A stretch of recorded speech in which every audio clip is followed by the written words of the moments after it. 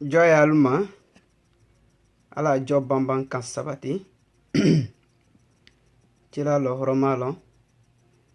abaraka nyumani afulku nyuma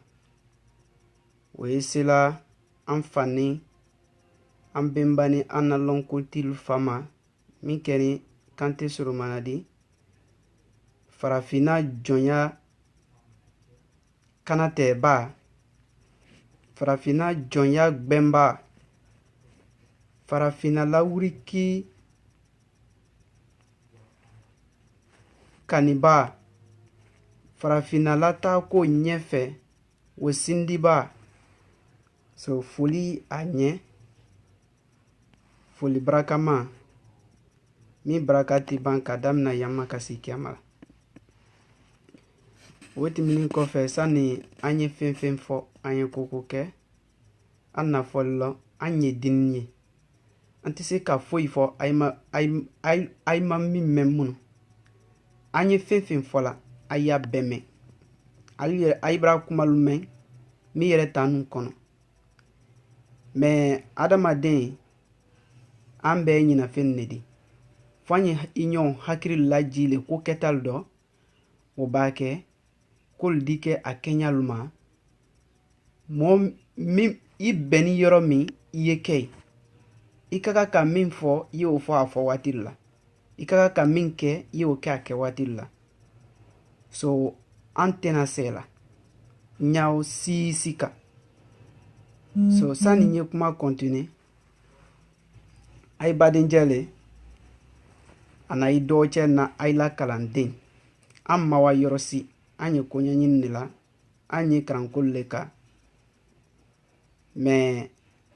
mɔgɔ labɔ kana kɛ i bankundi i suu lɔ an na bɔ kana jamanalu fɛ o kana kɛ an bankundi an suulu dɔ parce que ko an bara dunuɲɛ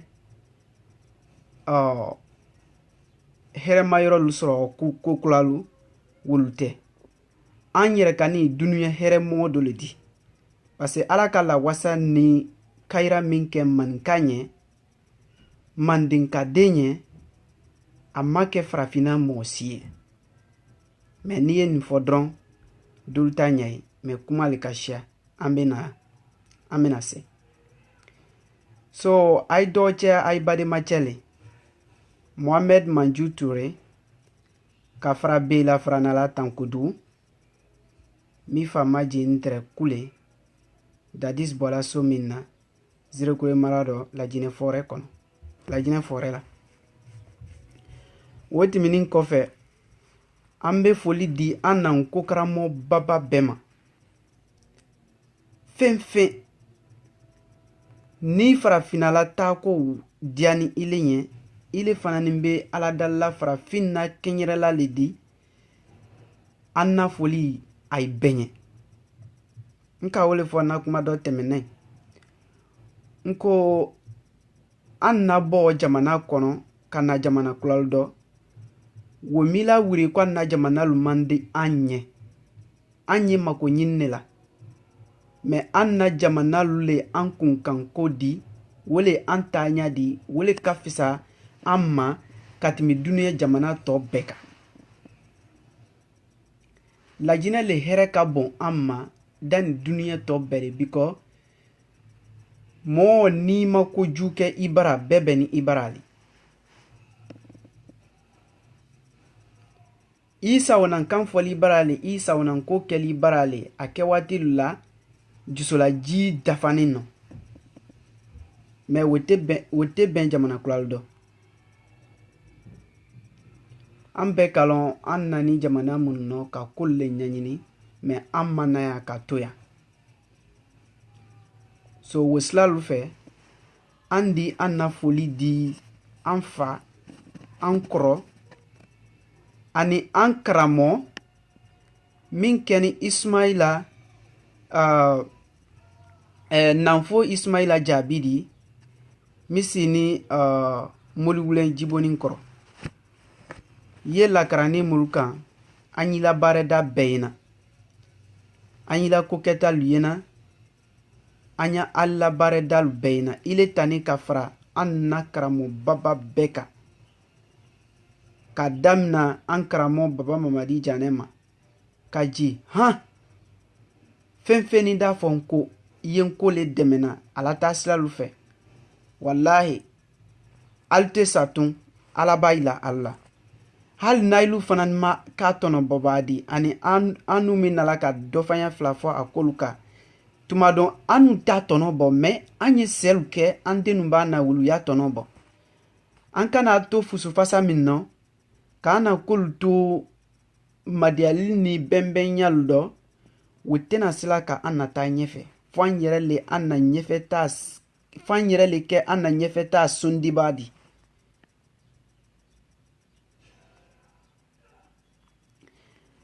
kuma kasiya da tɛ s'a bɛɛ ma bi bi in nɔ ne yɛrɛ si ni Ameriki le mɛ ne tɛ Amerikɛn di dɛ ne ye lajinɛka piyɔ lajinɛka 100% de di ok ne tɛ Amerikɛn di because ko kɔkɔrɔsi tɛ mɔgɔ kɛ jɛ di n'a do k'i kɛ jɛ di a tɛna jɛ kasa lali ma dɛ so o kosɔn ok mɔgɔ minnu bɛ lini na an na foli bɛɛ ladɛnnen ɲɛ an ne bɛɛ kulunjɛya la n'a la ka i toroma lɔ n'a yi k'i toroma lɔ ka si waati la ni minnu timinandiya la an dina dɔfanya fila fɔ k'olu caman ka an di o mɛn ne min yɛrɛ si ni kuma la ne tɔgɔ Mohamed Manjutu ye ne benba silama le benba camanba le ni tola farafina la lafɛrɛ ko nin kan so o tɛ anu masilana anu t'a siyalen i b'a an jɛbɛ ko bi kɔ an mara kuma caman fɔ ka bɛn an nan ko la taa ko ma ɲɛfɛ o y'a nu ma kunna yɛrɛ ne di i bɛmɛ to ni ko min nɔ n'i le ka jɛbɛli sɔrɔ o la o t'i ma baraka le di so ne ye ala dalila o la mun kosɔn i b'a na ka sɛbɛnnakan fɔ manamanamɔli di jɛbɛ mɔɔ kuntan dina k'i jɛbɛ mun kosɔn ala le ka ko bɛɛ dan ka mɔɔ sɛbɛlu dan ka mɔɔ kolon fana dan ka mɔɔ sɛbɛlu ka ulu bɔrɛbɔ kɛ mɔɔ kolon di ulu la tɔsibɔlu kɛ mɔɔ kolon di so n'i le ka sɛbɛnnakan fɔ i ma mɔɔ sɔrɔ k'i la basi k'i la tɔsi k'i la kumalu bɔrɛbɔ o y'a yilala le ko i ka kuma min fɔ ko sɛbɛnnakan tɛ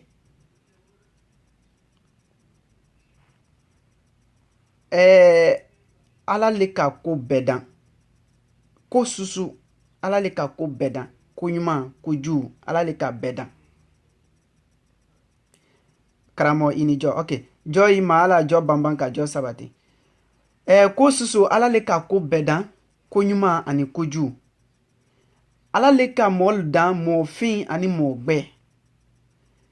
ala le ka adamaden miiriyalu dan miiriya ɲuman ani miiriya jugu ala le ka adamaden taasiralu dan taasiya ɲuman ani taasiya jugu ala le ka adamaden kumakan dan kumakan ɲuman ani kumakan jugu fɛn i miiri di sa ma ala le min bɛɛ danbaa di ok so now o tɛmɛnen kɔfɛ ala le ka ko bɛɛ dan mɛ mandenkalu y'a lɔn ko ala tɛ ko bɛɛ kɛla de ala tɛ ko bɛɛ kɛla mɛ n'i ye min fɔ dɔrɔn dolu hakili t'a ye alu t'a ɲɛ ye fo i b'i nɛn don a tɛ ala le ka adamaden dan ka koɲumanlu dan ka alijinɛ dan ka jahanama dan ka b'a ka fɔ adamaden ɲɛ ne d'i dan n k'i dan k'i bila like lasumani de rɔ like composition kɔrɔ quoi lasumani nɔ i di na koɲuman le ten ni ka nin kɛ n di alijinɛ di ma i di don nannakɔlu dɔ hɛrɛ bɛɛ yen ne i di diyanan kanu fɔ i di diyanan kolu kɛ k'i diyanan sunɔgɔlu kɛ k'i diyanan dumunilu kɛ k'i diyanan musolu ta yen saya tɛ yen hami tɛ yen sunɔgɔ tɛ yen ko b'i diya i di o k'a kɔnɔ mɛ n'i ma koɲuman ninnu kɛ fana n di don jahanama kɔnɔ kojugu i de gbalo ni gbalo wawulen ni tɔrɔya banbali ni tisitasalu i da bɛɛ ye jahanama kɔnɔ fana ni so ko i le i ta fɛn fila nin cɛ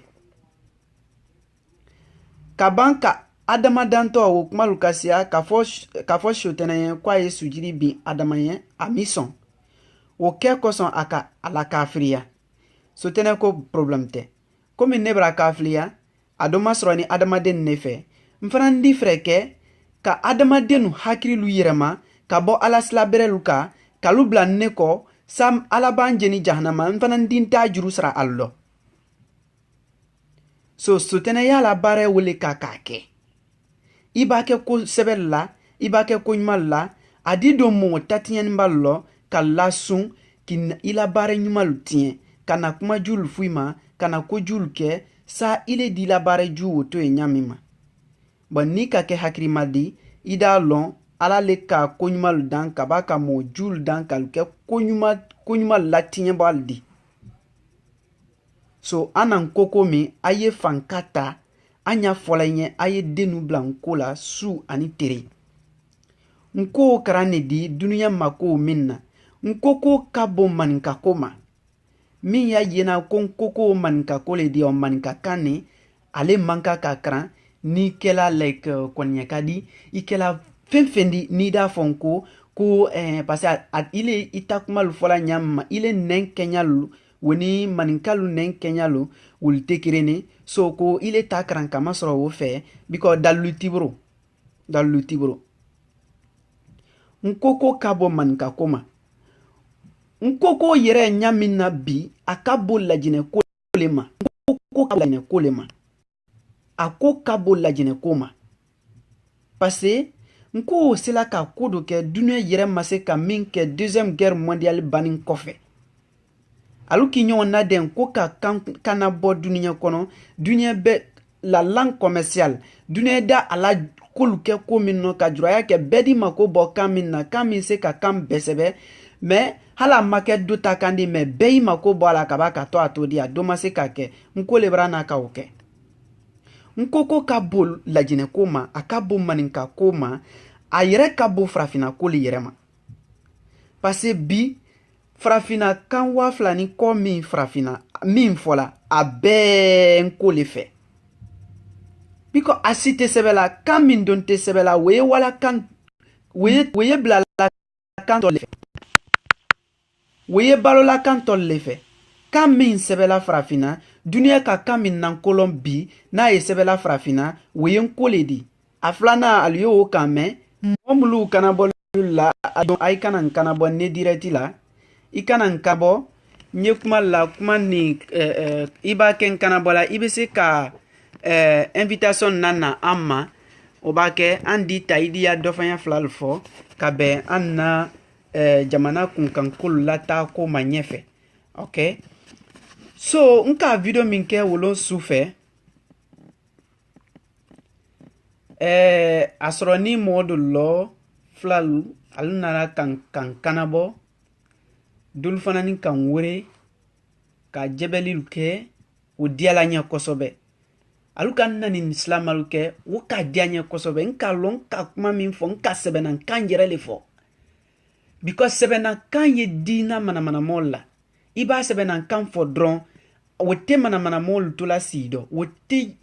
munu te ko karama kolon balil wotal tula sido fo aluye kole ke fanani ino kaila ika kuma mi fo sebenan kole abra anna krusilu be jurul te okay so alukan kanabo dul fanan kan kanabo ka nyinin kalil duma mena nyinin kalil lu fanani be jabi bi parce ni le kan kanabo nkirena ka nyinin kalil di bon ninka jabi motol tena kuna folin sorola nyinin kalil la so ni ka nyinin kalil ke onya mbana yanka jabi ile da me mo kula fanan da me ulu fanan da jabi lu soro anu ma felon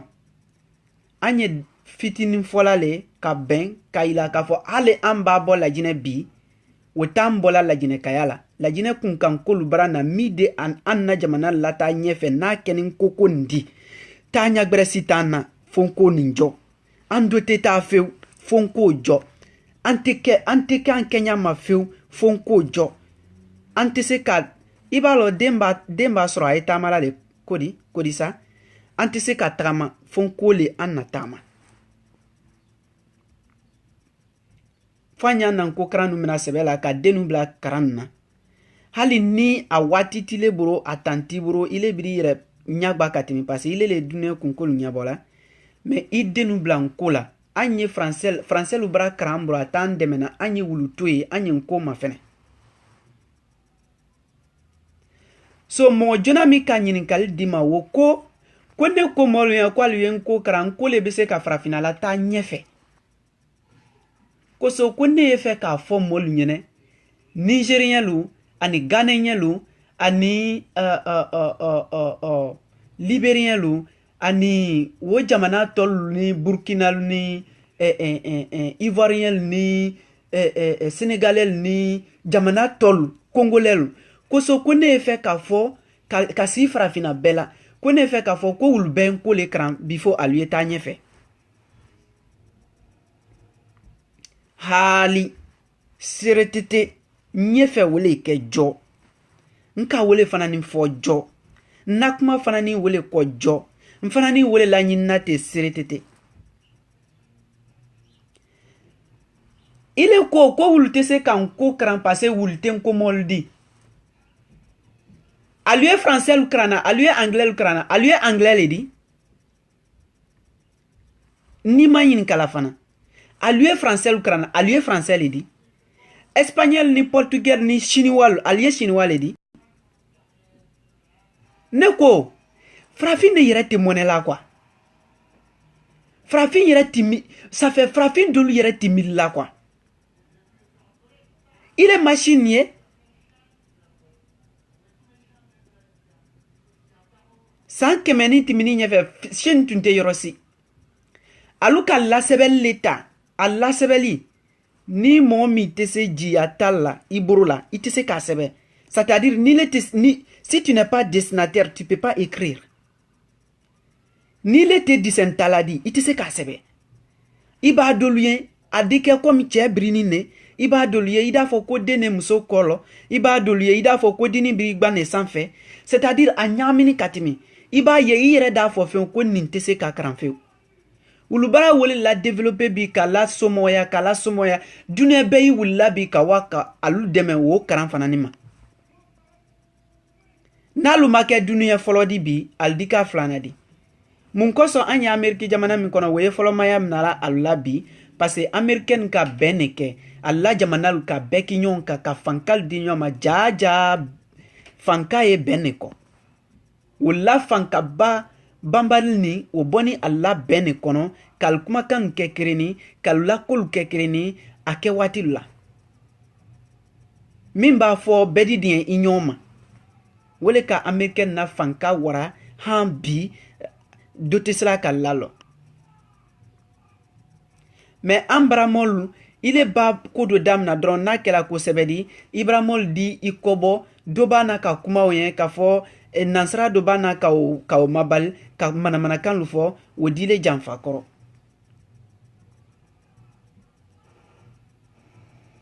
so sani ye question o dinema itre yere le nyinin kala ile anglais krana ye français krana ile français le di ile anglais le di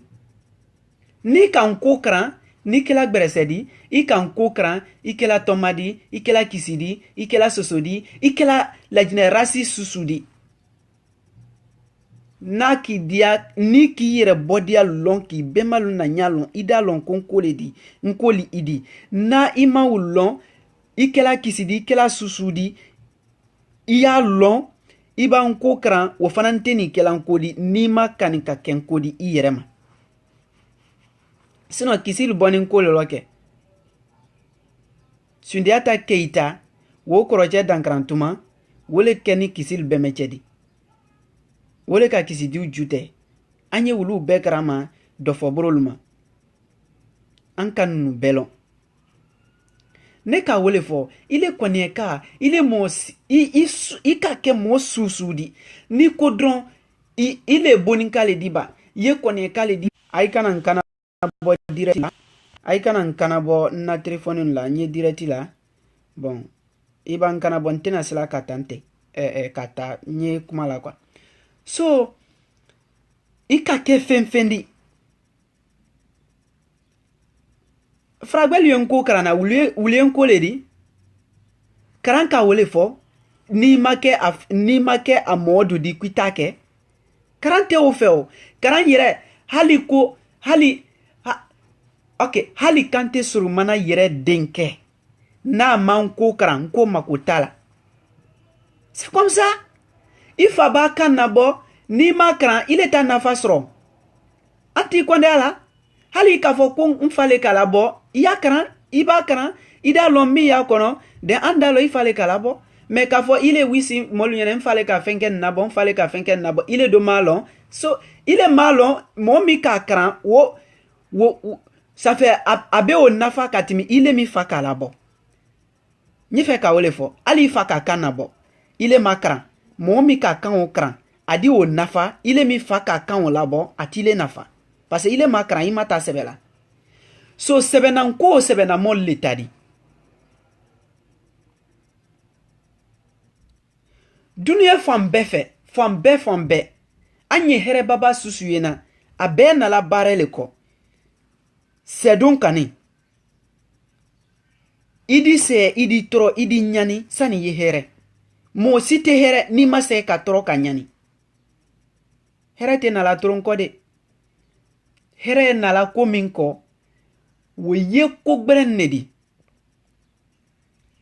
ni ko iden nye here soro ile dido wo shamana mais ni le kiba don ko ma wolla fana ni den nana aldude wo shamana ile chekorani nkwile di here soro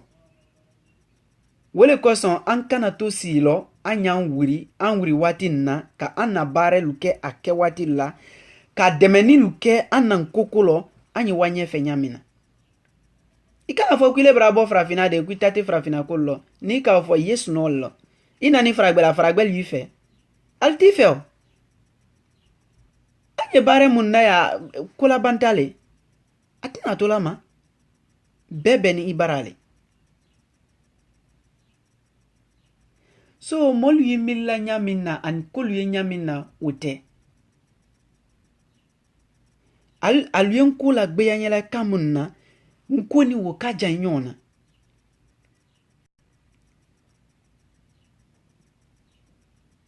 ikana nkuta mol kumakan made iyere kani anyanyini me min diani frafinya dron ibana ka kumalufo ko chunyelka aldafo niye chunyeledi alala ibra kuma iniche ikana ne chunyende ya ikana ngulunje ya kana nchunyende ya ikana oke yemin kelake chunye ko sabaledi chunye fanani mo sabale boro chunye foba aminaba anala bareba chunye ko sabawledi ninne ka chunye fo ile dame idi chunye mina so nile ka alabare ile tan nafa di wara netadi ay kana fo kombra chunye fo ayeta wo kote ile ka muneke ka be chunye fo ni ma anye wole ko chunye ba funya ye kodo ke ka be chunye ma wo ba ke anda lon ko chunye min fo ni amina nine afana ni barel brake damna identa ba ya blanco la ba identa ya blanco la sanji sabadron ade komul funyena ila histoire lo al nanyallo al bemel la kollo jamana si nyal ni jamana si kando ide wo yemba anye wala français la aluka histoire tatieni munuta ka kowroma ka ambembalu la gbeyanye anye alna ambembalu gbeyanye kan fo fal da fo ko samul tre ko julle kala molla ka konomalu kono fra ka c'est-à-dire quoi fragbe ka komi nansara ka komi la frafinka wala aluka amma bine quoi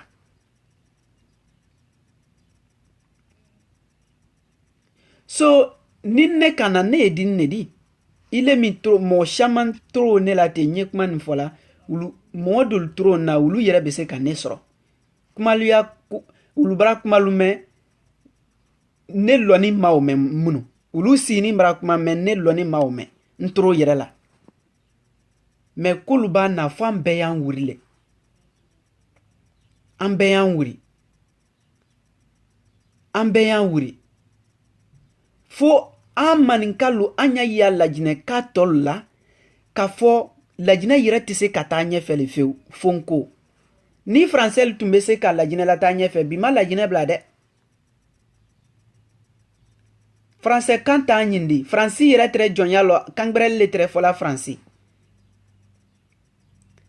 an na kulukan fɔ a gbala min kɛni 1236 la danikinbon wo ka kɔrɔ faransi fédération kurufa di san 130 kɔnɔ so anu le fɔlɔ man kununa anu le ka ko babalu kɛ c'est-à-dire an benbalu la karanbaliya an benbalu la sɛbɛlibaliya ma alu sɔrɔ kolɔnbaliya fɛ dɛ wo ma alu sɔrɔ kolɔnbaliya fɛ i le ni ne an benba ka sɛ kɛ dɛ ni ko français i ko anglais i tɛ se français fɔla ka tɛmɛ ne kan i tɛ se anglais fɔla ka tɛmɛ n kan ne ye karanden de di n y'a bɛɛ ka karan n dina na livre lila alla alda ye k'a fɔ an ye jamana fɛ o tɛna an kɛɲɛla an kɛkolo la an baden an'an farila silalu kan ok n dina na livre lila ayda ye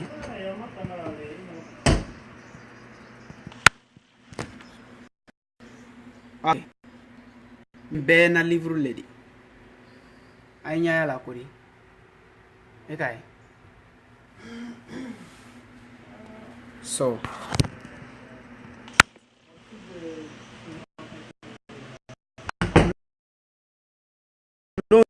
si ni badi ni ba mun kan ko ni internet il fana mbro bonaya ka kolu ɲaɲini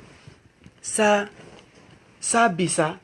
an ye se ka ko dolu fɔ an baramolu ɲɛ sa alu ye denu bila karan na parce que farafin n'a ɲa ma ye a tɛ la dolu yɛrɛ ɲa di ko dolu ye u tɛ di fɔ a ye k'ale le la so ala tɛna sela k'an dɛmɛ fewu fɔ an y'an yɛrɛ dɛmɛ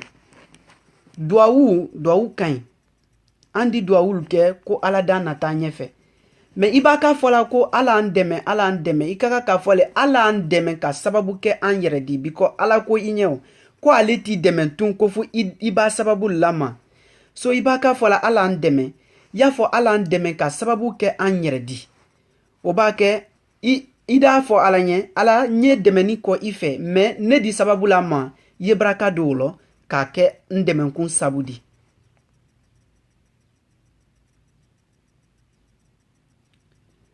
an kana kolu kɛ o ɲa de fo an y'an wuli ka kolu kɛ a kɛɲa yɛrɛ kan o do tɛna sila ka kɛ fewu i b'a maninka ma fɛnɛ ala ka an na da ɲa min na c'est-à-dire quoi c'est-à-dire ala ka an na da ne c'est comme si a ka farafina ta ka di anu le ma wallahi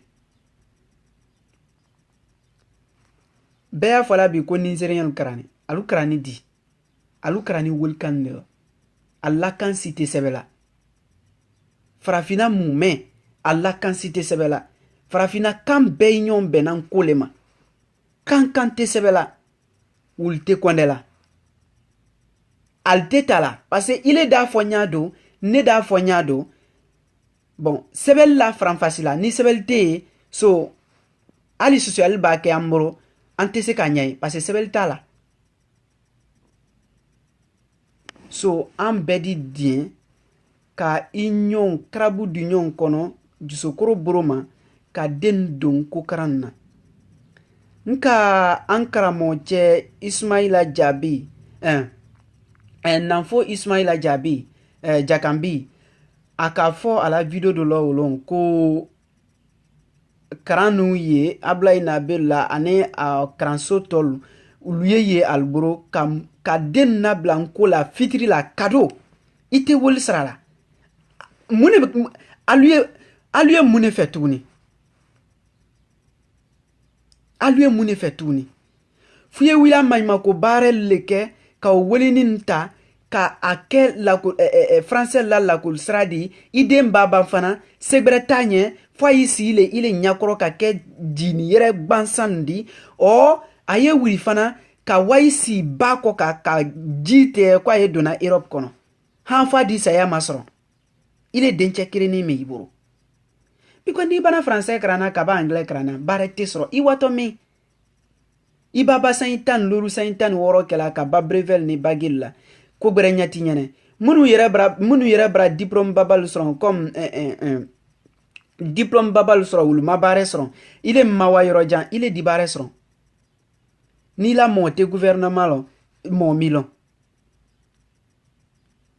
so anye min bekela wulu karandi nata koson ka fo nima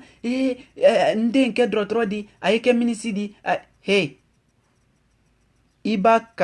karan susuke lajine bi iba fo ko kawa mo karani mbalko iba fo ne nye dron nye wala nko karamol le ko biko aluka alu yere lon aluka jamana si kan lon aluka jamana si nya lon asini kamima abese ka wanye fe nyam aluka obelon mais lajine kali yere kabiante kwa a gouvernement yere frotise atanya ina kwa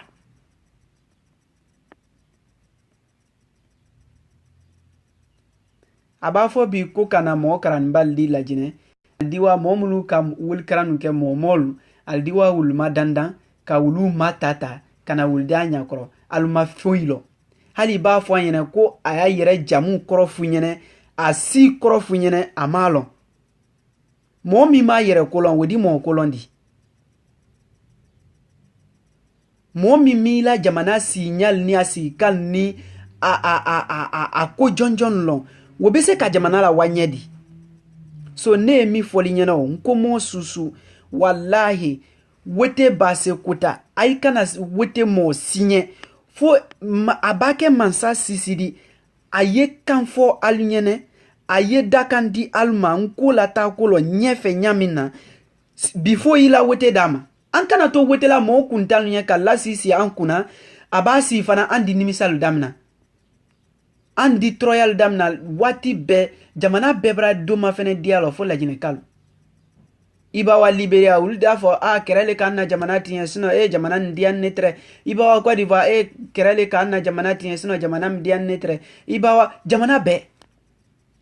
et puis ko kira na kolo la jine ka ba do Liberia aba meninke dron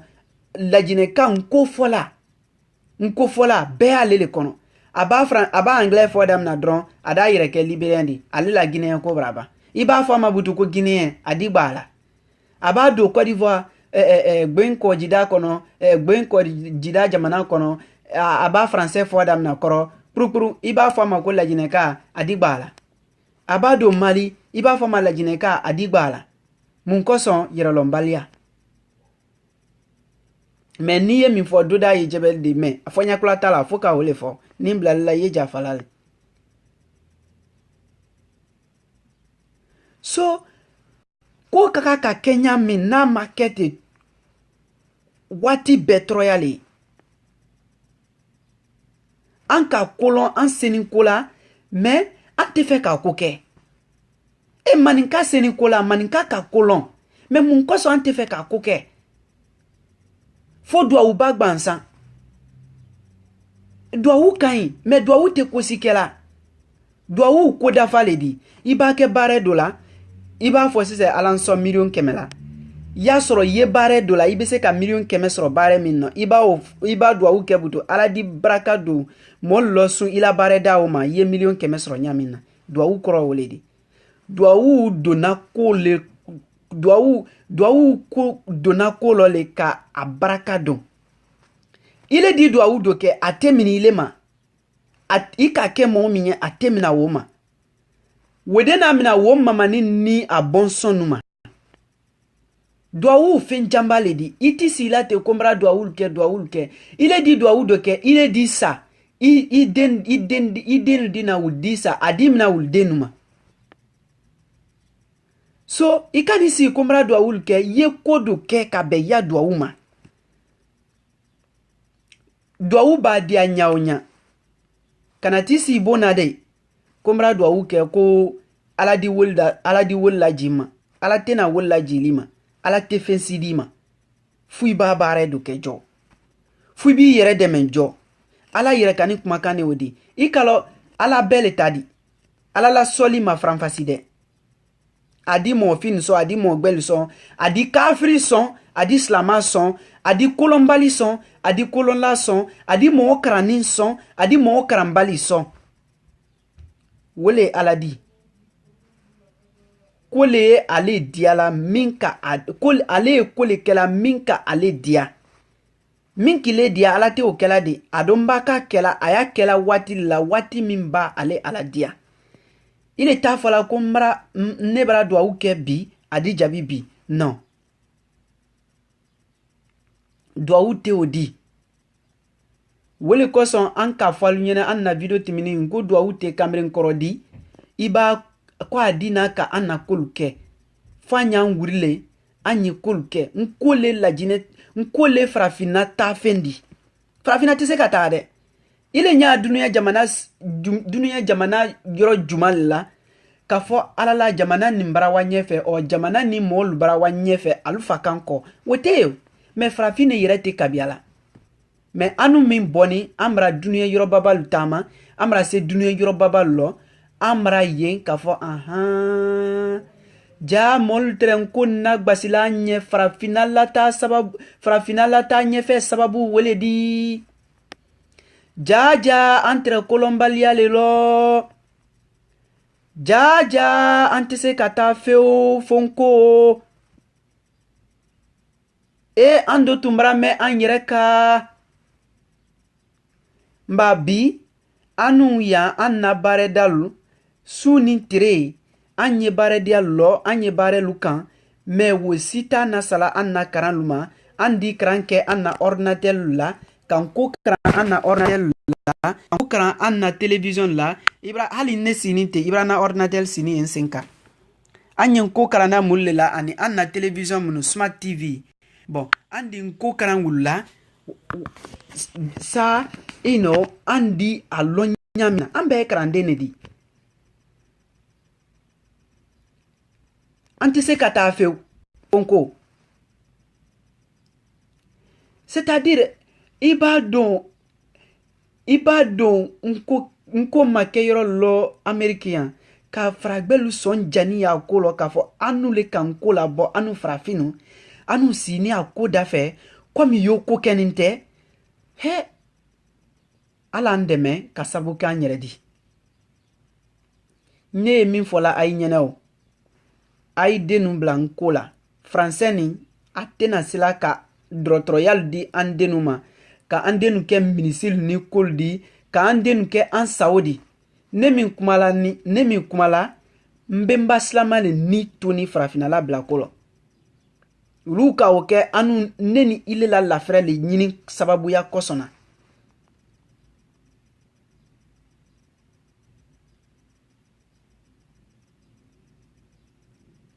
so ni le ko kuite nko karan passé a miladan ile takano iba même maninka ni le ko ni boni mandeni nko Italie di anye franc facile ni nyom fenke dabla Anthony o franc facile la iba la jine sebeluta iba la jine ko le richesse ke al dafo ko fla la jine kono 40% mo tolle 60%.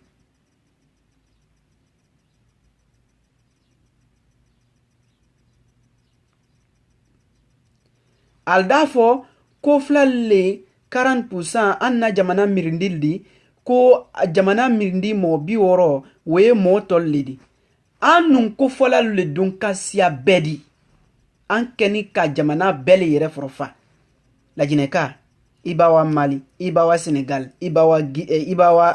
Côte d'Ivoire ibawa Liberia ibawa Sierra Leone ibawa na mini jamana suso ankeni ka befati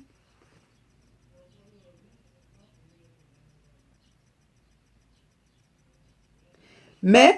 iba fo nkomolu nyene ko sebeta tibrase kwa lui sebelda alti son sebeta koma sebelo do mo fa jamana kel itadi ka kanfo kulbana ida fo afo wati la sebeti le bro ile konela di ile ni sebeti bro ile brake mo fe modi ile moto le fe jamana kono jamana sebeta kulbana aliye sebelta me iba fo dunya dron ko sebeta ada fuye san nena woke watan lurni wa mon doni sebelo nti woke na sini daboson iba bi daboson di sini daboson di préparer damna wodi ilo suman damna fana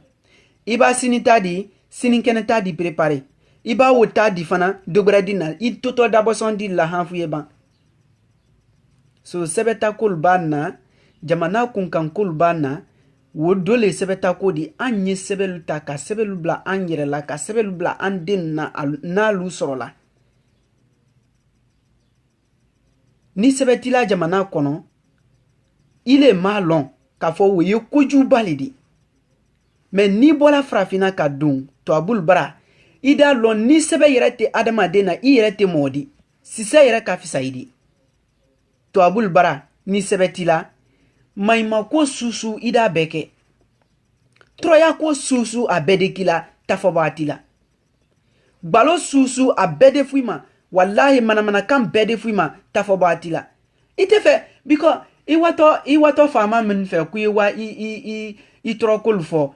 uluketo ulakma jona mindi kuila sebe ila sebe numero diba ila sebe do so c'est-à-dire iba wa yorosi iba ki diana ko fenfen ko fragbe jamana lu kono iba ki diana ko fenfen ko iba ki diana ko fenfen ko idiana wati la itise ka masro nyao nyale ka fo sebeli kila so ile fa jamana kono sebe iba ba tala a nison tesra la fo itesra la ka sebe ta dron sebe kila ye konde mo tol fe jamana kono mun ko so yibana oma anye anna jamana sebeluta ka andenu bla nkola andi wanye ambra me kolo ko juya alama man ka dan kwa yuto kolo ambe maluka seke ko juya hal anye jamana min konote amerique ambe mel lenani yan lola ambe meluka bare shaman kenya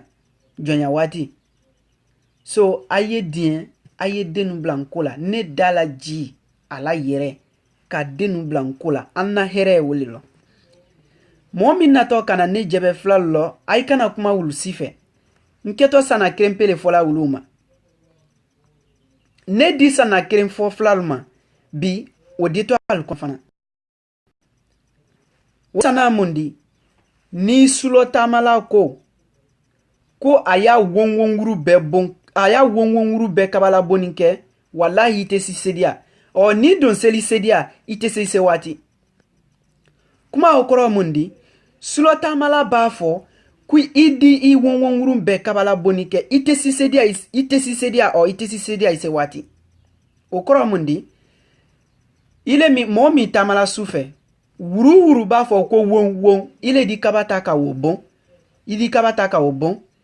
iwato idiami itese ise wati nala yerema na katrate ire tise parce wuru kasia sokono albedi wonwon naluki yesulo so albake la wonwol na la danatimi nikola wetena ne kenyalanke kol kela ne fal ni bonin ko frafina la tako kan ninne ka jebel srolo weyenne makuna yirene di Canada njebe made c'est-à-dire ne yɛrɛ ma lɔn den min fu ɲɛnɛ quoi ye jebeli wo caman kɛ ne la hɛrɛ wele dɔ bikon ka min fɔ ala yɛrɛ abra dianya ka tɛmɛ yenko ka mɛna so nka min fɔ I ka mɛne ka ye tuɲɛ le wele gbani la wele kɔsɔ I ka ne jɛbɛ alhamdulillah ne jɛbɛ wele ka di na wele ka di ɲɛ ne yɛrɛ ni b'a tɔlɔ wele yɛrɛ ka di ɲɛ nkoko no ne ni b'a tɔlɔ wele ka di ɲɛ hali ni jɛbɛli di I kana da jɛbɛli ma de mba na lajinɛ natɔ lajinɛ novembre mba na lajinɛ ndi video shaman kɛ mba na lajinɛ yen yɔrɔ ɲini ok yen yɔrɔ ɲini I b'a se min kɛla ye o kɛ mfana mba se min kɛla nde o kɛ iro ne fa kan ta ɲɛfɛ o ile ndi ile sila bari ndi banfew so alla ma babali we lajine kalle masiana munun tin koko karama me anu mun mom nu bara boy yen koko karama yi yere karama wallahi billahi wote se ki maslan atise ki maslan de ni ka bodron ida lon ka fo ye ala yere kan ne ka maninka dan brakala maninka den krole ko mandenka den ala le ka an dan braka yere la ka kodi amma heraburu ma misu ma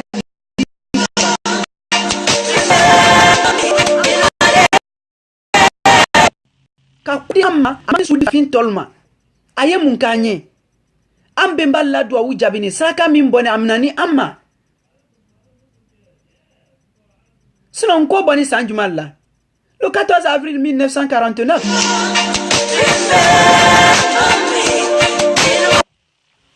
nko men foro sambi woro ni sei me ambe mballa ko kasia san wa woro di dukro kabi anakan kambra kama baledi anakan woye kambra kama ledi atese ka tunu butu mume mo la nyangbe ya ta tunu mo la disi ta sani ila ni songbe ya ta tunu andi asedon adunya bema ka demeni luke akewati lula fonko mindi wanye fejo afoni ko ka wabi woro la de dara wabi woro ko kan ko bla Microsoft Word hali sini anyo wolla dena na froti mulo ano wulu bro blani alu sen luche kalunya be biko farafin ale te ko deme ale duna ko benin neka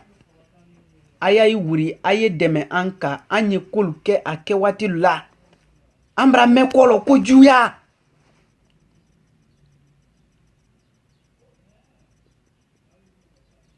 anye koluke akewati la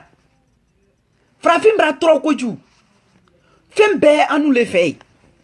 femfe nadi mo la ta nyefe abe anu le fe frafina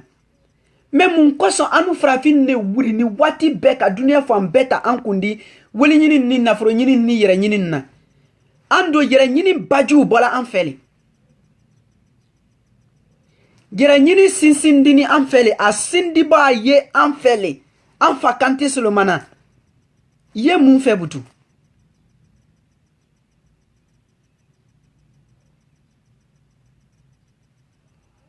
ne ko farafina lonkoti befa anfa kante solomana lidi socialité olofeu alele farafina lonkoti befa di lonkoti lufa lonko ça fait ala ka ke ala nankama lidi man ka denunye albema lasaraka boko nyuma la ka fo adama de munu bara sege minke ntefe kala be wole ka ke ala ka jabi do wo braka lo ambemba la sel koson kana kante solomana di amma fitrila kan ko labo kabaka ke amma di abadi kwanyin kokran aye mun kebutu anfa ala aljina dama anfa ala aljina dama ne sunkarol lote marankal alala ala masayani ala krebantiani ala c'est-à-dire ala danina wallahi ibema ba se kinye ka ala ko selge ka ala ila wallahi ala di aljina dama momi ka ko ila ka mankala ka ala nyafo mankanye wole kante solomana di wole anfa kante solomana di ka ala fo mankalu nyene mune yere aladi ka kulana mu metra di nkolo nkomolu nye aye mun kebutu aye mune ke katimi woka wosite wote ate se ka kosile ke mimbe se katimi wola kulana tradi kon kola iba nkukulana krankame ida fo ko ko arabukane ida fo ko arabukane ni yere mi tromalo wallahi ida fo ko no ko arabukane ida fo ko arabukane mba nefe ka lele blalate alda me nkukula nalu nya lele kante kanyini Bismillahirrahmanirrahim. La toga la mahinaladu hinaladu. okay Tabbat yada abi lahabin wa tab. Abu Lahabin bolo fila tora ala. okay ilo na okay adole kante وبال كرنا لفن طللا على كنكم ما فعلين كندلك سندو كدن الله أنين كاركم كن عنيه بلا نادا فو ملكالينكو مبالو تنبيرين كارما يوبك تنبيرين ntira yorani mine ka sise Ibris okay okay ntira yorani wole ka sise aka fo mirakel nyene ko aluye timbrini ke adamaye ka sujudi ben abeka ke sotenele ki ban Ibris so wole ka ke ala kala fri Ibris fanan ka munke komi ale donto jahanamale sikati olo so ale o sababu keni adamaden nedi adamaden ale da atata asia luta kabla adamaden koro tasia juldi ka lafiri alama wobake aldil ada tasra adamaden no nyamima toroya min lato ale ka jahanama wonyon dila adamaden fananka so ikani blamo kuntan fe anyin kokran jonsa anda nyerelo anyin kun kokran jonsa andi frafina signal ni asikan ni akenya ludon anyin kokran jonsa anda lon maninka tono miala dunia kono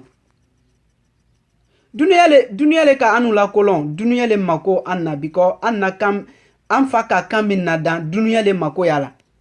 akabo la jinema akabo frafina ma dunia kole parce que dunia le yere mako yala dunia mhumele mako yala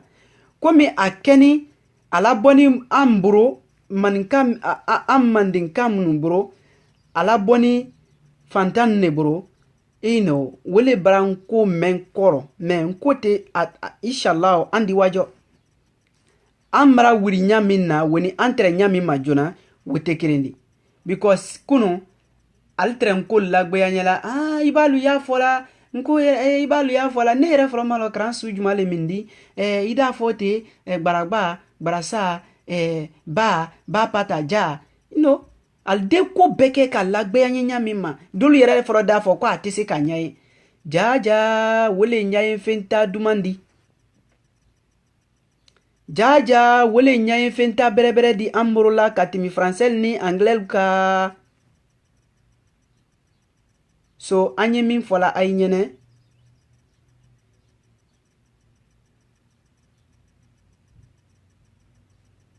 inshallah anye min fola ay nyene aye denu blancola anna jamana bena se wati do won komo le nyini to ka la jinela tanye a wati manjan tuguni la jina ko bebe na yire mankolo nefe anye wo grève lawuri anye wo kolle lawuri la jina kono jo ka anna jamana bla anfakan no ka bo français lu tabro ma feu anni kan yire di français lu manna dan ala le kan dan koma ka français lu danya minna ala le kan dan koma ka anglais lu danya minna ala le kan dan koma ka arabu lu danya minna so ambe ka kan danilo ambe hakiri kama anna kul be kama dole tabare Kenya ni do tabare Kenya tekerene wo drompele ka ambu nyoma ala le ka fisa bantelon me frafin yere iba frafin mafene iba frafinya yere mafene frafin ka fisa fragbedio me niye ni fo dron mol hakiri taye depuis dinye dani ala te binkan lafe frafin mawa binkan ke yerosi fragbelle binkan na lombe anu koka kawa anna du kro na fulu lusuen kawa na fenu suen kana ka alla jamanalu lo ka alla jamanalu jamana kono denu balo ala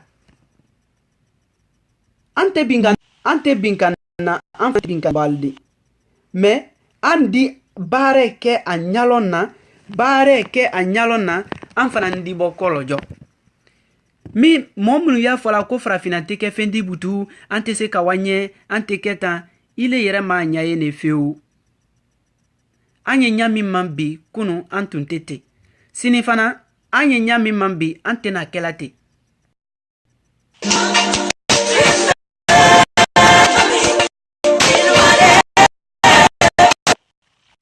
n'a diɲɛ an ye wanja k'a kɔni tɛna diɲɛ fewu f'a sababu ye kɛ an yɛrɛ de di wele kosɔn i den bila n ko la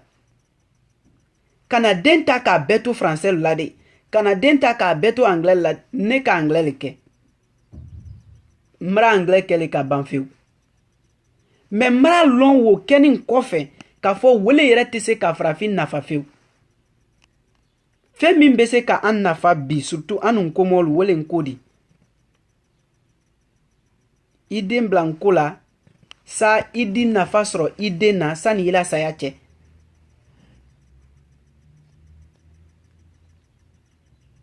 i ka lɔn ne ɲa min na yan c'est-à-dire n dali tɛ se k'a bɛɛ fɔ i b'a bɔ farafina i b'a do tubabulu bara yan i ɲa min yena farafina la kulɔ i ɲa min yena farafin na ɲɛfɛ ta kale ko mulu ye an na lɔ la an na ɲɛfɛ ta ko lɔ c'est-à-dire i da tɛ se k'a bɛɛ fɔ mais ɲɛ min fɔla i ɲɛnɛ ali den bila n ko la n ko le an ta silali di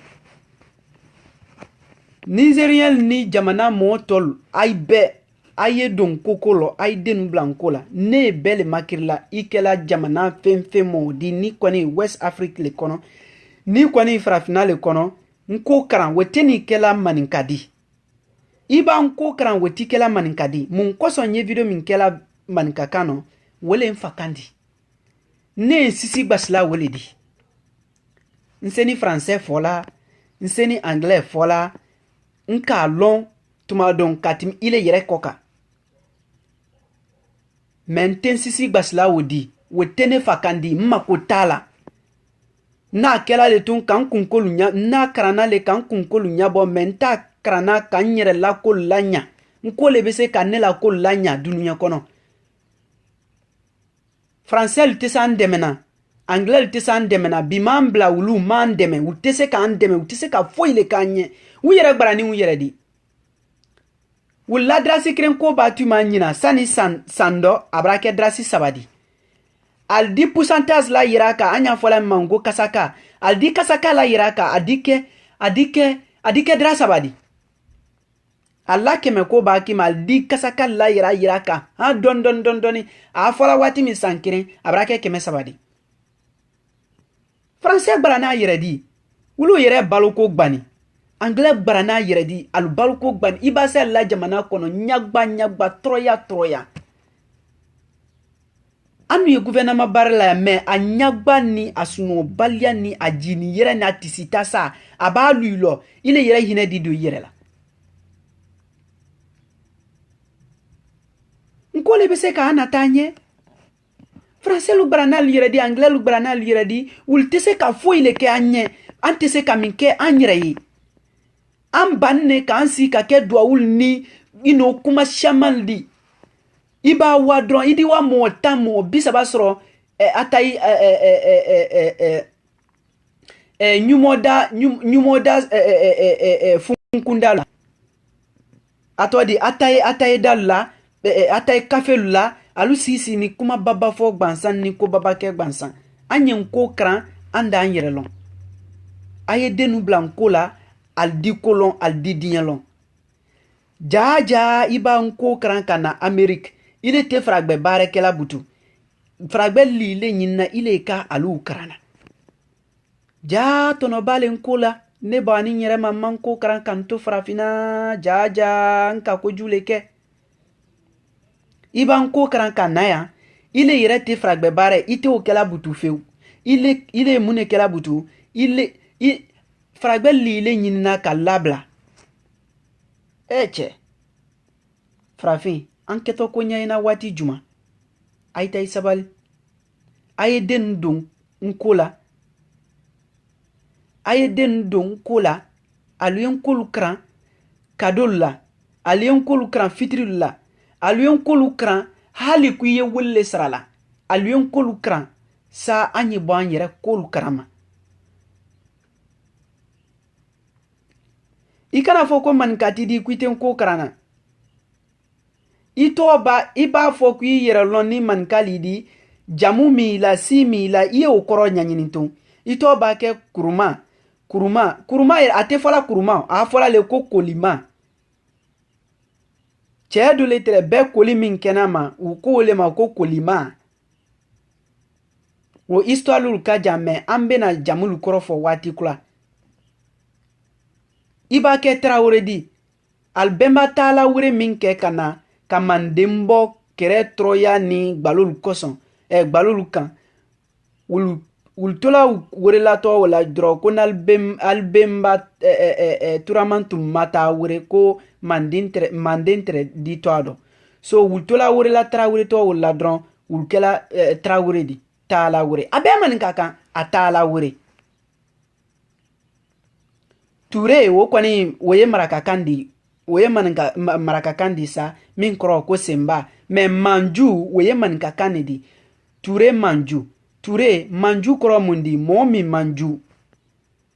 Ture ayi senba fanka tilu ayi nala senba fanka ayi nana na jamana kunasi le la ka an na masalu fali kɔnɔgbɛn mɛ ayi ni ala sama fanka minnu ayi nala senba fanka molo ayi manju so i b'a fɔ ko i yɛrɛ lɔn dɔrɔn i jamulu kɔrɔ ma fɛnɛ i bɛ se k'i tɔ sanse mɛ i tɛ se k'i jamu sanse dɛ because an bɛnbalu ka saraka min bɔ alu ka ko min kɛ olu le jabi ni jamulu ma hali sini jamulu tɛ se ka sanse i bɛ se ka balontanla dɔ b'a diya i ɲɛ i di o tɔgɔ la i yɛrɛ la i tɔgɔ di tunun pewu mɛ i jamu tɛ tunun dɛ jamu wuribali le di ala ka lawasa ni kanna min kɛ an bɛnbalu ye manikaden b'a lɔn wallahi bilahi ne la kuma nin kɔ bi sini i bɛ n ko karan damina ala ka lawasa yɛrɛ le k'an ɲɛ a ma min sugu kɛ farafin tɔlu ye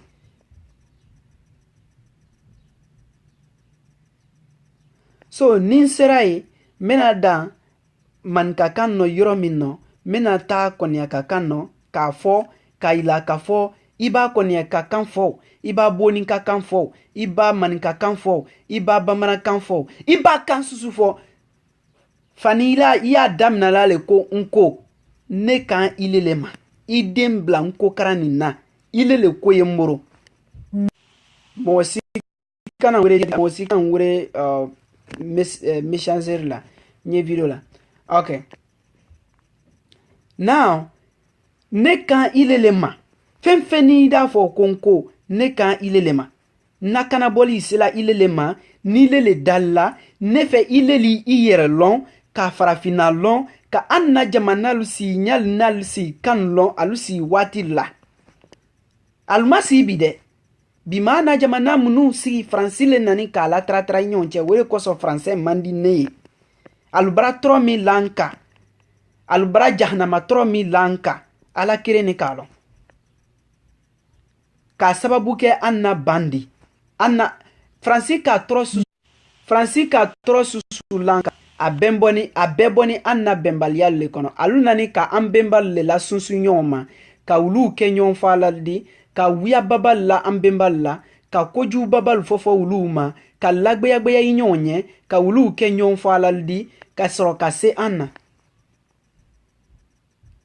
parce que alu ka lɔ farafina nafa min ye a ka bon so wo suɲɛ kama alu nani ka kojugu kɛ an na bi an bila ni wulu le nɔfɛ ko ni faransi mana an na ko min nɔ o tɛ se k'a kɛ i wuya an na ko bɛɛ ye an ta le di a bɛɛ bɛ se k'a kɛ an bɛ se ka ko bɛɛ kɛ ka avion na dan ka bato na dan an bɛ se k'a bɛɛ kɛ i ɲa avion ni bato mun la wulu kana wara i hakili ma adamaden ne k'a la dan kolon la le fara ni ɲɔgɔn ka do ka a motel ladan do ka kɔnɔyɔrɔ ladan do ka pinel ladan ka fara i ɲɔgɔn kan ka bila i ɲɔgɔn nɔ kolon la wo million ne maninka den nɔ mais mun kosɔn an t'an fa kan kolu ɲaɲinina an benbali le kɛla mo jona li ka molifa ladan datan sanni faragbɛlu ye se ka lɔn ja molifa yi ladana datan a ye ban ka baarɛ ka wa ka modifier ka k'ale ta kɛ ɲaluma olu ka o lɔnniya sɔrɔ di anu le kolon la di kolon la brɛ di mais mun ne kɛni ala an kɛ yɛrɛkani ko ladiya ɲɛ b'a di fo an y'an yɛrɛkani ko le kana jɛdɛ ko ɲɔgɔn tɛ a ɲɔgɔn tɛ dɛ so mademan cɛman na muso ma nemi fɔ a la i ɲɛnɛ fɛn fɛn ni ya kuma damina k'a fɔ ko n go a mo ilaja a mo denw bila n go karan na français min ni anglais min ni mo nata to yen nɔ mo nata ni mi ma mo te wo sɔrɔ mo mi kɔ mo te wo sɔrɔ mi do mo kɔ wo mo maka mo sɔrɔ mo denw bila n go la i ka kɛ Amérique i ka kɛ France o ta YouTube la ya sɛbɛ ko n ko alphabet i denw bila n go y'u makara n go la wu n go alphabet lɔ ɔ ya sɛbɛ ko n ko walada YouTube la wu n go lɔn mo ka mo ko bɛɛ kɛ dɔ wule ka mo ko bɛɛ ta k'a fɔ ko bɛɛ to alama tɛ nɔ ala tɛna na mo dɛmɛ na ni mo ma mo yɛrɛ dɛmɛ ala le na ko bɛɛ dana ala tɛ ko bɛɛ kɛla dɛ ala siyawu ye nɔ sotɛnɛ siyawu ye nɔ ala le na ko bɛɛ dana ko ju ni ko ɲuman kaba ka ko ɲuman yila mo la kaba ka ko ju ya mo la ko mo ko ɲuman kɛ mo ka juguman kɛ ni le ka taa ka ni kɛ y'a fɔ depuis ala tɛ man dama te na ngata koko kana diɲɛ tɛ te ba bɛɛ sɛbɛ la ala le na diɲɛ ma ala ma diɲɛ ma dɛ sotɛnɛ le na diɲɛ la kila sunwo ma ala siya tɛ wole ala ma diɲɛ ma wole kosɔn ala tɛ ko bɛɛ kɛla sotɛnɛ siyawu ye nɔ kɛli lɔ ala siyawu ye nɔ kɛli lɔ ni ma min ɲa ye dɔrɔn i hakili tɛ kunna ala le na ko bɛɛ dana wo tuɲɛle le mais ko dɔw ye nɔ sotɛnɛli lɔ la wala ala ti lɔ a wala dɛ sotɛnɛli la suna wu kɛli lɔ ala ti lɔ la wu kɛla so a mo ngo kara mo yɛrɛ lɔn mo ngo kara mo duɲɛ lɔn mo ngo kara mo a jamana wu si kan lɔn mo ngo kara mo a jamana wu si ɲawu lɔn mo ngo kara mo a jamana wu si waati wu lɔn wu ma si bi dɛ tanya foi le te mola tanya foi le te mola ni mo mango kara bima mo bla wunuma la mo be wunuma mo bi si kisi ka wunuma mo tete le la ni wutu mo be mo sembon ne damna ni wutu so mo sembon wati mina mo ila ja mo sen ilo ja inyon vekere ne ngo karangolo ai deun blangola ai ka kuma miye kuma gbanzane ai deun blangola mota nya wulele kuma mite kuma gbanzane nya fenela inyatemina mbe kole ye imami yeba alright so mota nya brebre mine wele ifoki nyene ni I jon I woko ke awati dumanduma ni mina ni de un se ngola mo français ou ni ko français ou to yeno mo c'est-à-dire ngo mo bi wuri la ka fo ko u fe ka lajine ke ngole wallahi bi makale tellement que ngo asia lajine kono fo lajine ke ngole le ka lajine ko be blango kano secrétaire mo ni France wecha ay fo bi ko lajine ta rere représenter ko lajine ta yere kuma ka ata to yere kuma kala français lo ka français ou sini ndo yeno lajine ti se kata yere kuma ka français lo ka français ou sini ndo ni mo mi kana video mi soro ayala se alpha kwendema ko ne ko mo fe mo ajama na bla mo fa kan lo ngolo mfa alpha ni tro nake ne Mohamed Manju Touré ko ka anna jamana bla anfa kanno aiba na aye kuma mun fola jamana kun kan kol ni jamana tanya lo français lo antanya ena anye français mena me antanya ena mo keme bake lajine mo binani yerete français nyaina kanya ile la mansaba na ko adila ta nyefe nyamina wonyalete me mim kuma min photo aburo il était au mena ita nyaina ya mena me ita nyaina français mil fola gros mot mul fola anna mansal buro anya mena me anta nyaina mo ko nyaina ifa kanelo mo ko nyaina ibra kanelo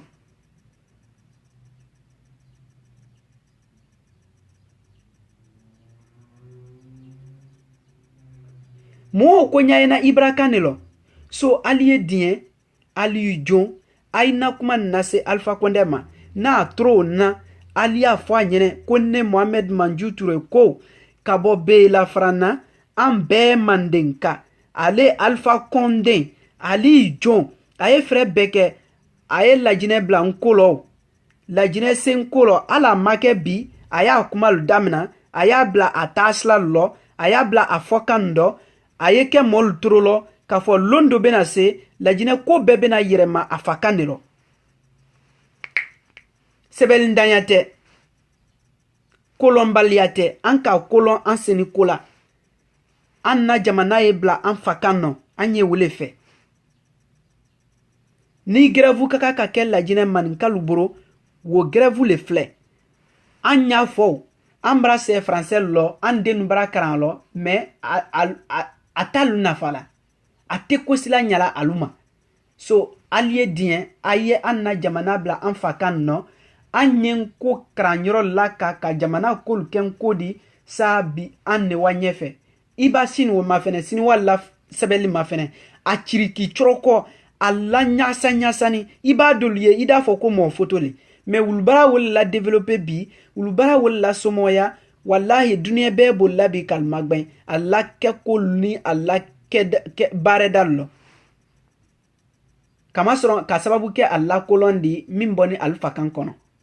mais mun koso anu yan fakan blala nko le sebegbe yani ba shini wakane sebegbe yani nko le fogbe yani ba shini wakane fogbe yani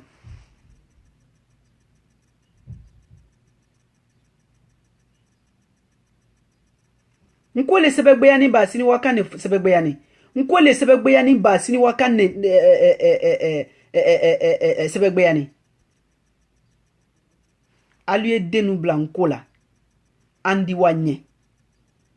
nya minna inyatala aya fo Alpha Condé nyew ne Mohamed Manju Touré ko ka anna lajine jamana aya bla ala kuma lo ka bla ala fokan lo aye min fola anyene abake ala kuma la abake ala discours la aye min fola anta mena anta nyaena anya mena le tun folikano parce kuma ba fo ni tro gbereninte ide kuma fokan meme anta nyaena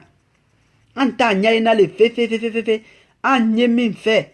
an barakan wole ke anna jamana kono anye wole fe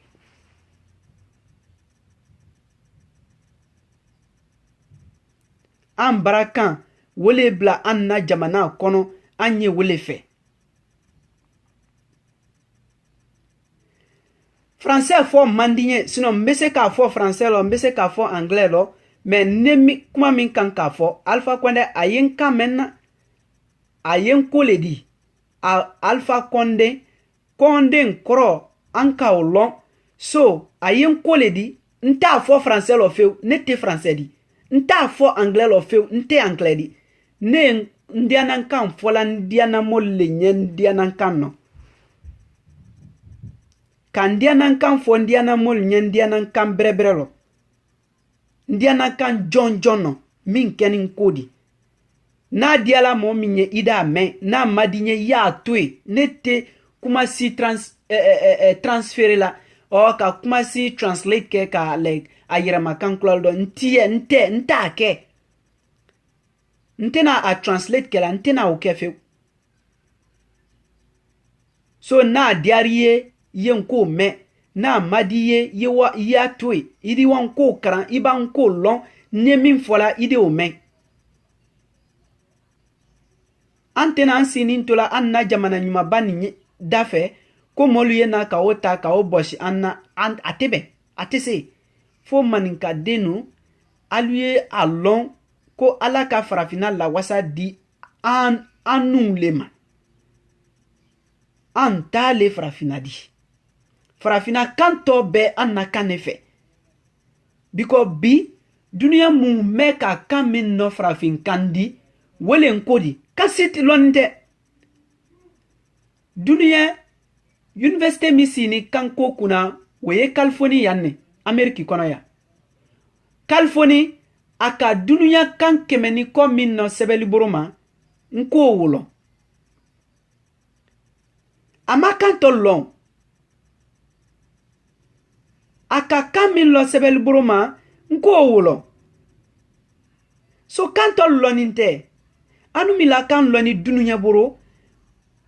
duniya farafina kan tɔlu ye anu la kan ne fɛ so an badenu alu ye denu bila n ko la an ye yan an ye nimisa min nɔ koko lɔ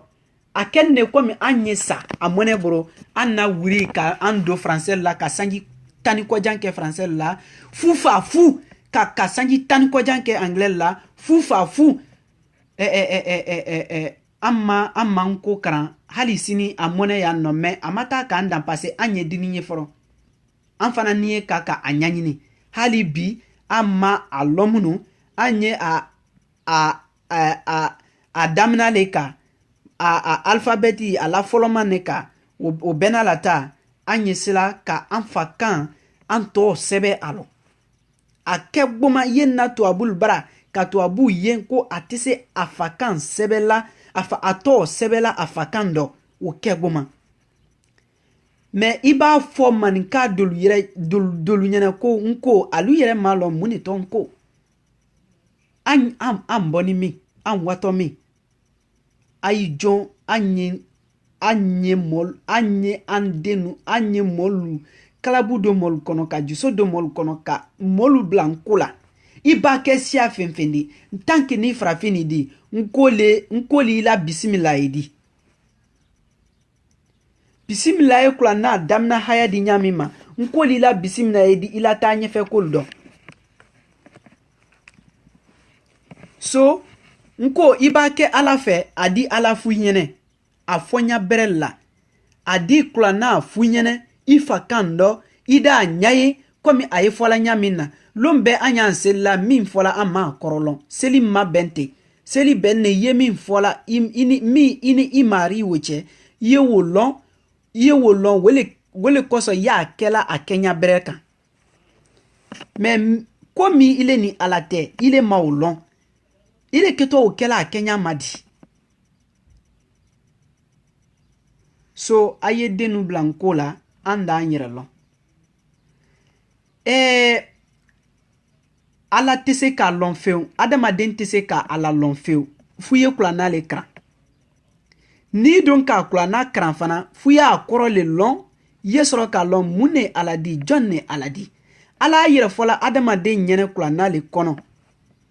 so ile kula n'a kɔrɔ karan n'a di ni n ko tɛ ni ile kɛla n ko mɔ di f'u ye n ko le karan ka kula n'a kɔrɔ lɔn k'a lɔn mun de fɔ ni kula n'a kɔnɔ ni kɛla duniya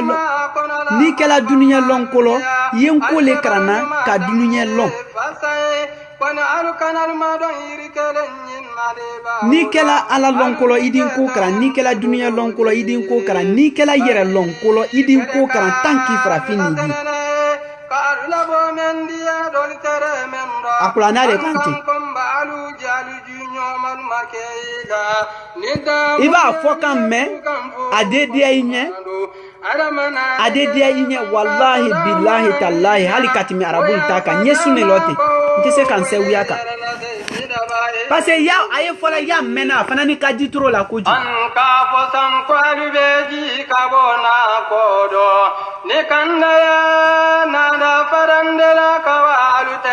so a ye diɲɛ a ye denu bila n ko la an na duwawu ye an na kulunjeli ye sela an karamɔgɔ baba bɛɛ ma n ka min tɔgɔ lɔn ma min tɔgɔ lɔn ka damina baba mamadi janɛ ma misran ka ji ko n karanden minnu ye lajinɛ hali minnu kilasi keren na damakoro la ne la foli a ye bɛɛ ye ala an dɛmɛ ka sababu kɛ an yɛrɛ di an y'an wuri tuma bara timi mais a ma timi fefe parce an m'an wuri minnu so an y'an wuri an b'a k'an wurila an y'an wuri kelenni ni bɛn an kana ɲɔgɔn faranfasi an ne jamana min kɔnɔ bi n'a kɛ ni Ameriki jamana di bɛn ne ka yan sigi ni bɛn ne ma hali alu b'a bɛn n'a lɔn bi yan di ten yan fan ka dɛni bɛn ne la mais ile min ma se yan minnu ni kɛla a fɔla i tɛna ɲaina so ni ko k'i y'a la lɔn i ye ko karan ni ko k'i yɛrɛ lɔn i ye ko karan ni ko k'i la jamana lu si ɲali na si kan ni a si waati lɔn i ye ko karan ni ko ile ye duniya le kɔ i ye ko karan because ko bɛɛ la lɔ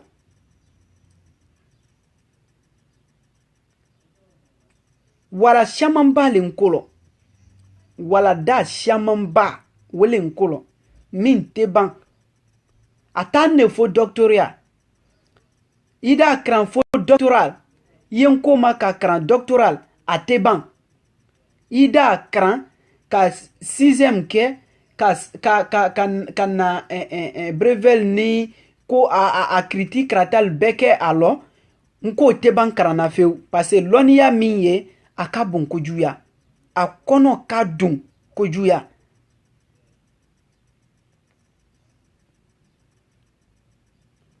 aide nu blanco la ni trona Alpha Condé ide nu blanco la ni trona c'est-à-dire quoi iba français cran iba cran kakran iba anglais cran kakran ko cité blali kono fo politique kolo il est nyefe ta siate blali kono iba momunu ye diplôme baba alburo al sela ka munela dan frafinden foi Alpha Kante a kola dan yoro wul ni a tonoma yoro wulu ul teila lana karamba kekela faragba ya ankara na kono lo kuronyal la ka fo masine ko amba so ko a amra so moya albi kran kono lo kuronyal al da fo kibla développer wole ko son Alpha Blondy ko momba bo fragba to abul nansara la jamfa karama al da fo kile ma civilisé iba bo alla jamfa julu karama koro iba bo iba we nyayendron al da fo kile ma kolon so to abul yenala kan kran kono lo kuronyal la den al da fo albabi krana kono lo kuronyal la fenti kono biko imi yera kolon den al da fo sine kono kile bra civilisé il est bra kolon il est ni à l'UDC kabare parce que si c'est al bra long al bese qu'il est utilisé qu'il est nyusi qu'il est mna qui i hakiri lu jerema ka fantan na wolil taka di aluma alia ke al domni fendi so alba ikran al tasial ni alla kuju kenina al ile nyene iba ile braba ko bele lona wodi ido ma ile ma fo ile lon fenfe ima lon ikrani konolo koronya la min nafatesi ile ma anafatesi ikomolma anafatesi ila jamana mirindi luma den alda fo sisen ko aluni ile bese kabare alu fragbelu ni ile bese kabare parce ile mo kran nedi ido man fo ilon ikonolo koron peu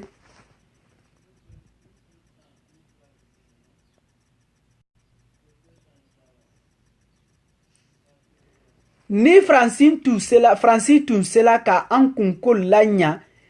sa Côte d'Ivoire ni jamana tol munu sona alukumakan ma sa ulu braba nyala me aluka minke alla nafa ba iba di alukumakan ma alda ke komi aluyi demena alla nafa ba doya ife lomina aluye kre bambali ta kabla ila jamana kono kila jamana bampe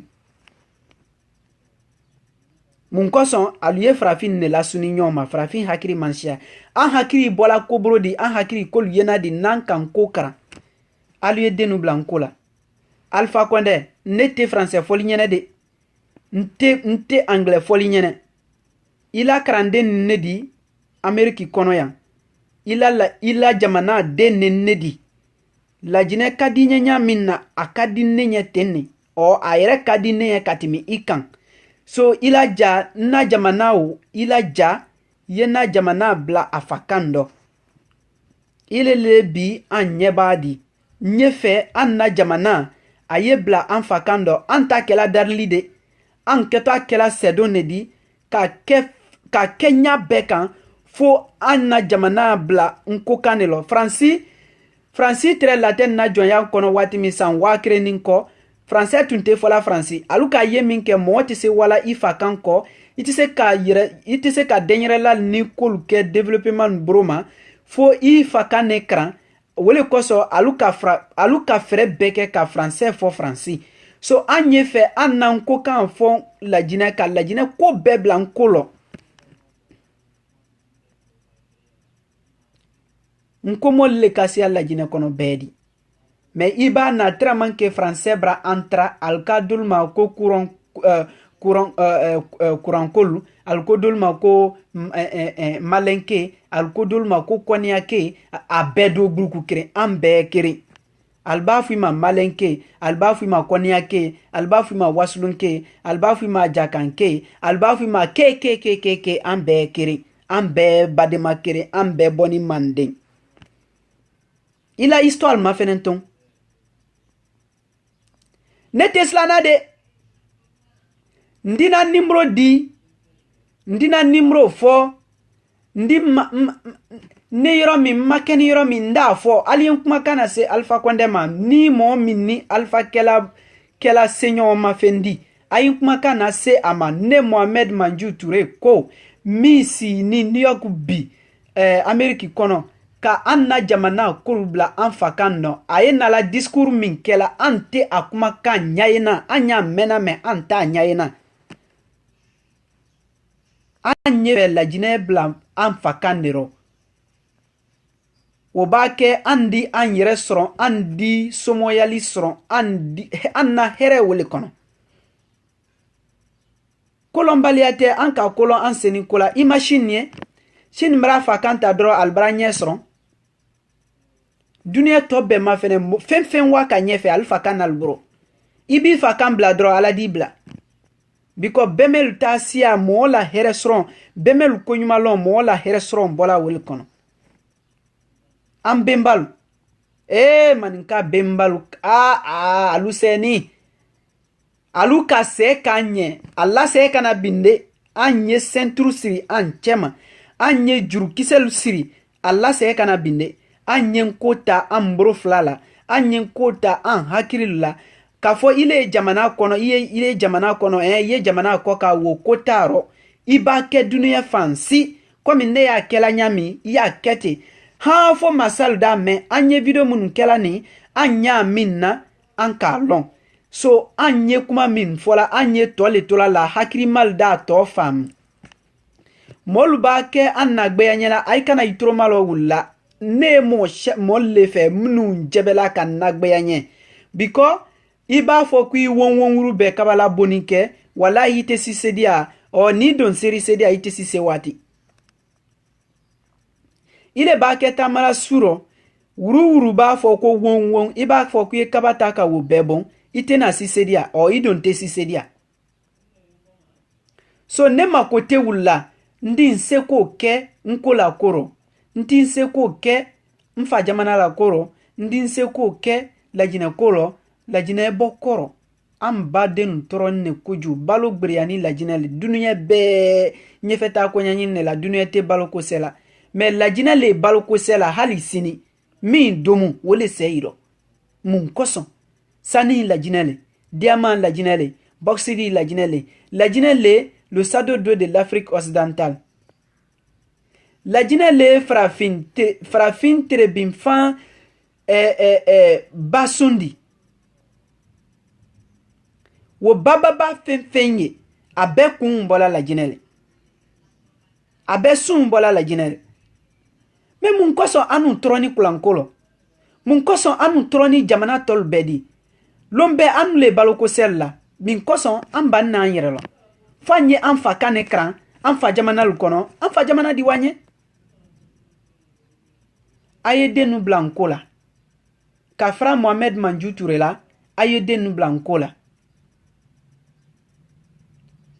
baden bɛrɛ cɛman n'a musoman i ka min kɛ kolatɛdi de denu i den bila n ko la i d'a lɔn ni den ka san 3 kɛ ika blanco la nyemi fola ima koya aro a très français la wati mi ima miye alo atasial ni a Kenya ni a la colon lo wala ya boala sans sabadron na ka sans sabaken kola adi loni yalu funyene mo mi bani brevet lang anglais ni français lo allemand. So idem blanco la loni ya be ale le kono.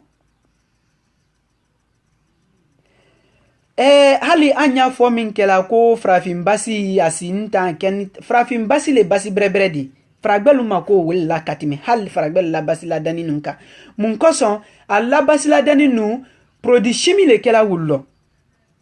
bo anna basi la dani nu basi la dana le naturellement kala dan ka bo yiri lo abafo aketo min basi la ayo basi la le ka bampeu. Bo fragbel la basil a chama ila dana sisen aye jankalo malala le ka jankalo ka maji me atabana.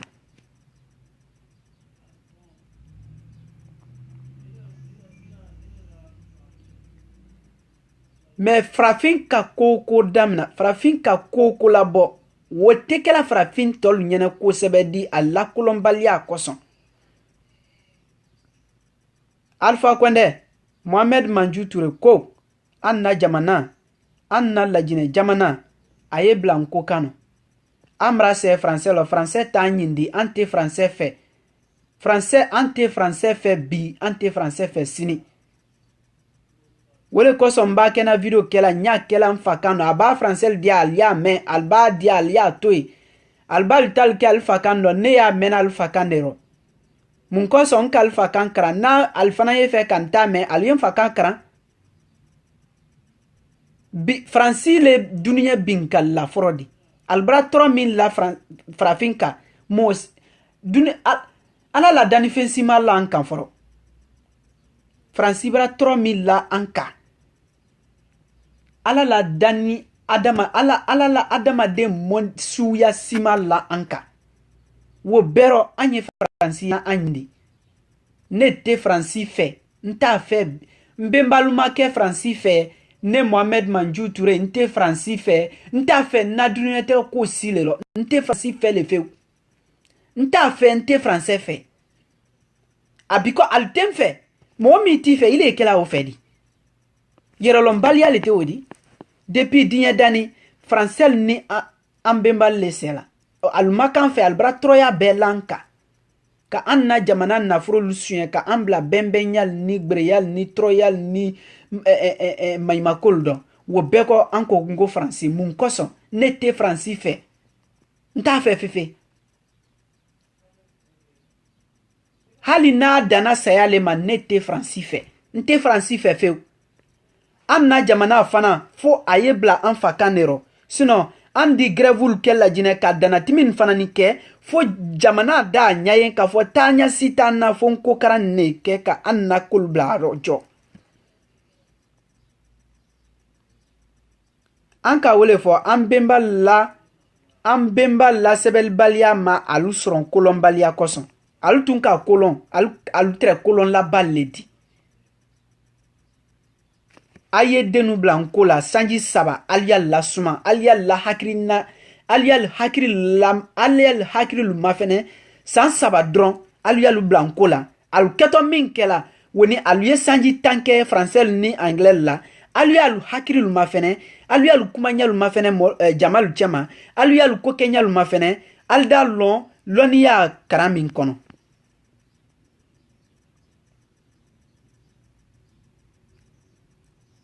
alue dien aldenu blanco la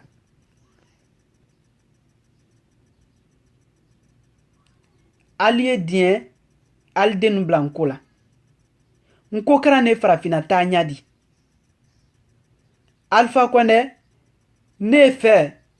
ne ko iye dien iye ne la dinia kumani ye okila mo bokoro ya kandi ye okia masa ya kandi ye nko immédiatement kwa ni sisen ye akuma bla ila discours lo ka fofo anna denyere la antena sila ka denyere la sron ka bo France la amma bo jonya lo forode antena anna denyere la sron la feu fo anye an fa kan ne fo an fa jamana kono an fa kan ba fo an fa jamana kono wo ba ke an di denyere la soro denyere la minye kadaw frrr ate ban few mais anye denyere la min no bi wo ye denyere la to ka janidi an dena yere la mais an na kula te tan yere bro an dena yere la mais an kuma kan ni an kekulu molle wo la forola anye mun koson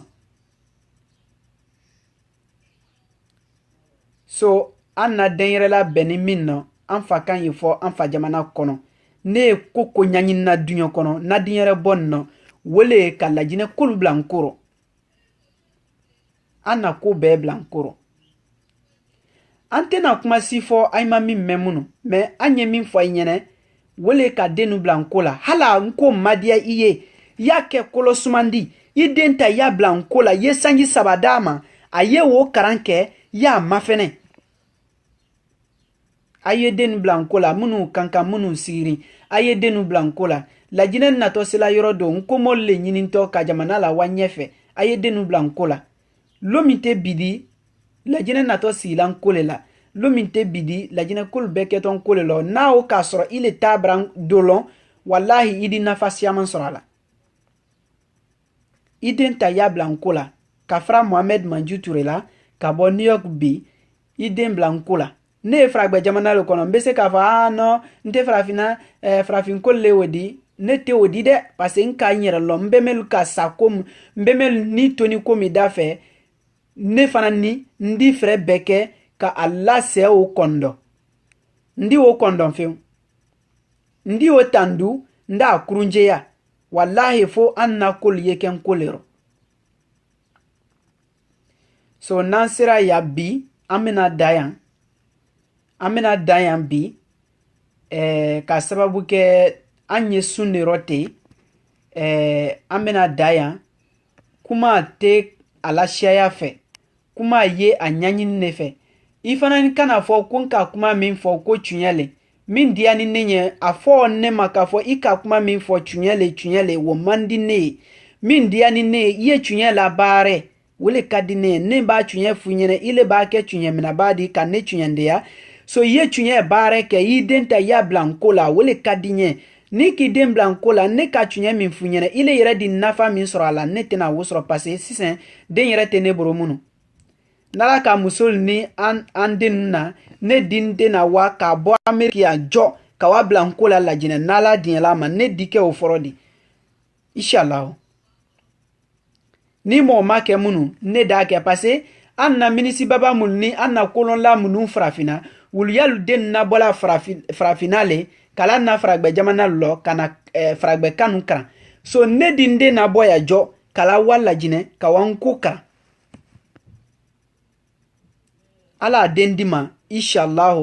mraw lahirita alayen ala dendin ne Mohamed Manju Turema jamana nkono furu kono inshallah andi musulta andi denu sron ka lawa aliwan ko kran ka kefendi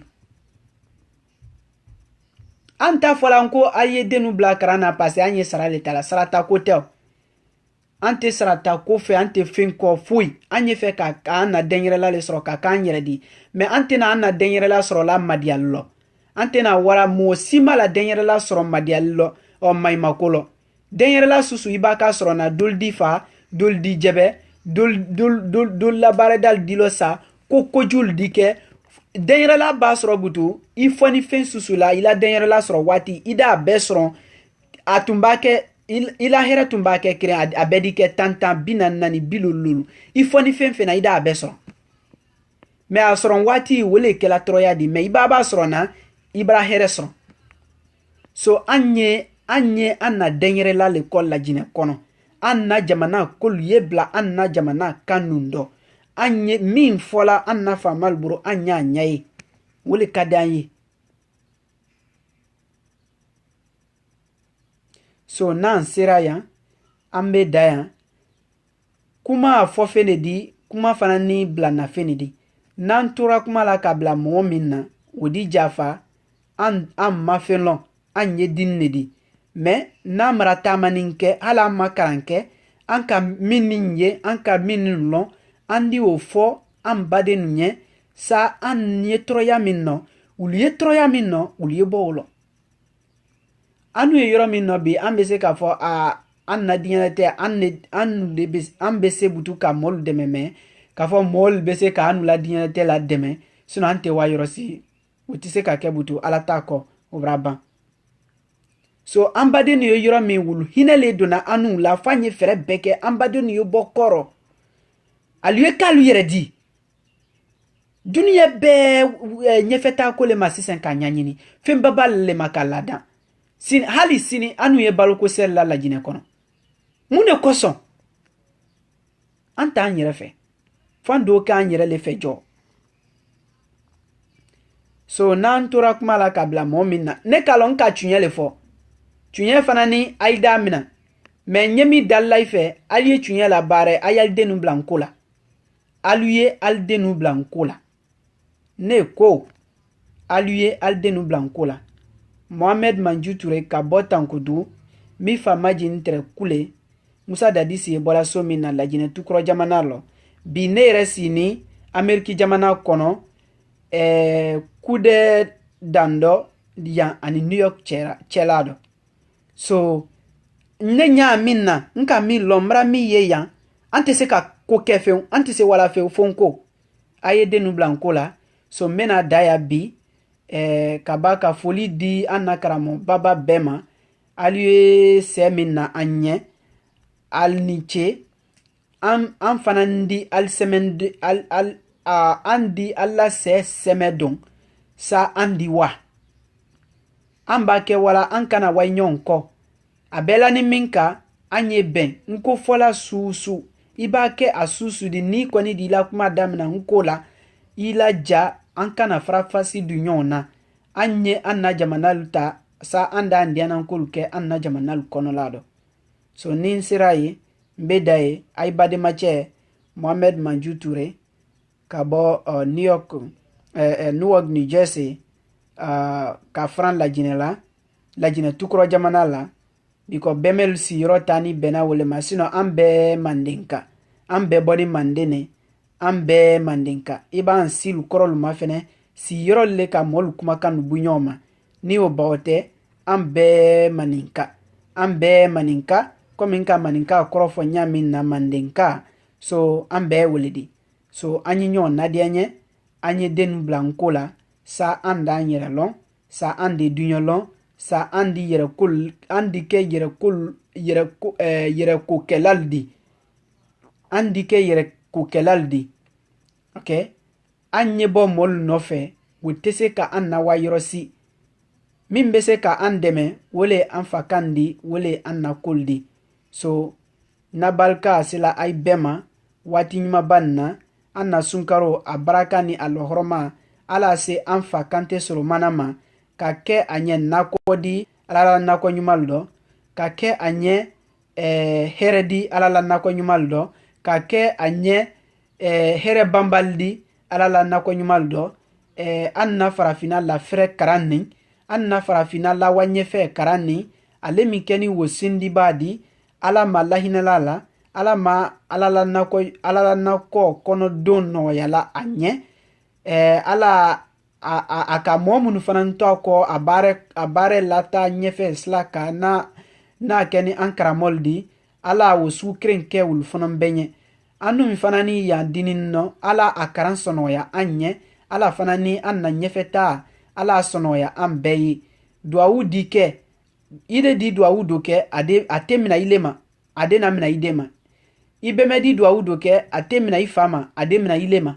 so duwawu wele di an kana na ko bɛɛ si duwawu la duwawu b'a kɛ an fana ni ye ko dolu kɛ ka a sɛmɛndeya wele duwawu baraka la duwawu b'a kɛ an ye baara dolu kɛ ka bɛn an na duwawulu ma sa an na duwawulu di mina ɲa min na waati lɔ waati min kunɔ ka surun parce que kɛnɛ b'a bɔ mɔgɔ bɛɛ le ala tala la kafiri silama bɛɛ le ala tala la kojugu b'a kɛ kafiri la a d'a fɔ ala kojugu b'a kɛ silama la a d'a fɔ ala ka tɔgɔ sɛbɛn bɛɛ le nɛn ka parce que ale le k'a bɛɛ dan ala la sɔnni fana ma faranfasi iki den blanco la ala da so imi den blanco la ala da so nala ko kwa da so iki den bla français la nala ko kwa ada so imi den bla français la nala ko ko ada so ala la soni ma franfasi nala la soni tum franfasi la ala trena slamal le solate dron atunte kafri son mais alele ka kafri dan kabaka la kafri ya ufanani dan abese ka be yerema bi ka be ke slamaldi mais adamaden nani composition ni koro adamaden nani lasmani ne la so munu genyera munu solana uldido aljine munu masolan uldido jahannama so flawle so wo kosona aluye denu blanco la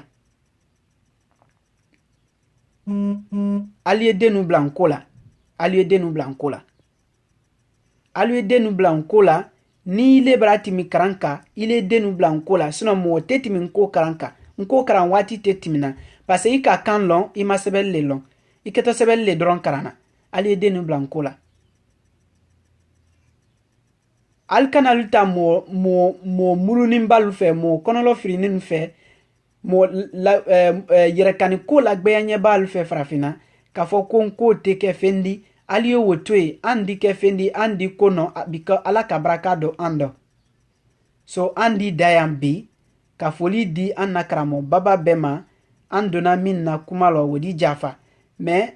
nka kuma saba min fo wodi ne brake tunye fo ba di because mo chama ya fola ni ko rien que la réalité mo chama ko rien que la vérité wo be koro mindi konte fensi fola ni tunye te mindi so wo koro mindi ne ba ke tunye fo ba di ile fanan dinera ma ko tunye le ika sebe kala na ma ku ye min fola ko tunye le so ile ke tunye mina ba di o ba ke andi here soro an na tunye fola so aye den don kola so ndi daya sungaro lohoroma na baraka ala se an